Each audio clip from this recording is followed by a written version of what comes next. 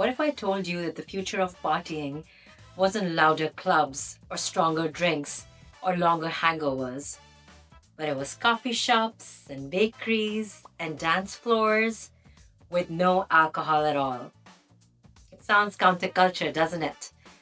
But for Gen Z, sober curious is the new normal. Across cities from Toronto to Mumbai, Paris to Brisbane, a quiet revolution is unfolding. No bars, no shots, no pressure to drink.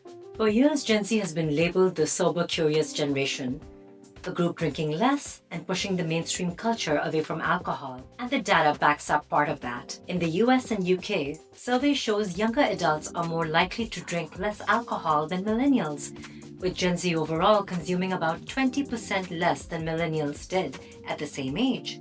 And in some age groups, as many as 1 in 5 Gen Zers say they don't drink at all, while nearly 2 in 5 drink only occasionally. These aren't fringe choices. They're statistically significant lifestyle shifts. This isn't random. Gen Z is uniquely shaped by mental health awareness as a priority, seeing the social toll of alcohol up close, rising wellness culture and a stronger emphasis on rest, sleep, and diet, and a huge surge in interest in non-alcoholic alternatives and sober social spaces.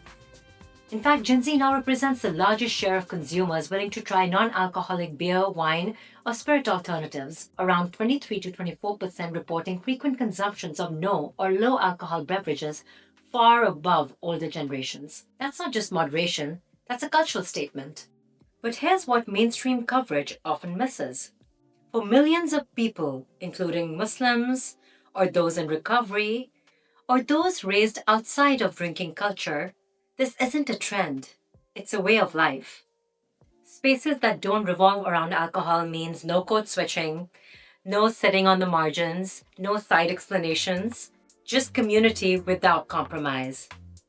For people with faith-based reasons to avoid alcohol, for those in recovery, for anyone mindful about their brain and body, this shift is a permission structure that says, you don't need to drink to belong, you don't need to numb to enjoy, and you definitely don't need to fit into a mold that never really fit you in the first place.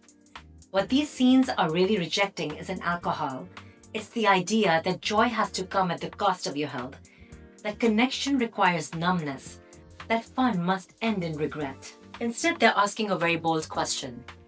What if celebration doesn't hurt the next morning? It's not really the end of nightlife. It's rather a reimagining of it. It's a generation that's choosing presence over pressure, meaning over escape, community over compromise. The party isn't dying. It's waking up. I'm Mahin Mustafa. This is The American Side. Until next time.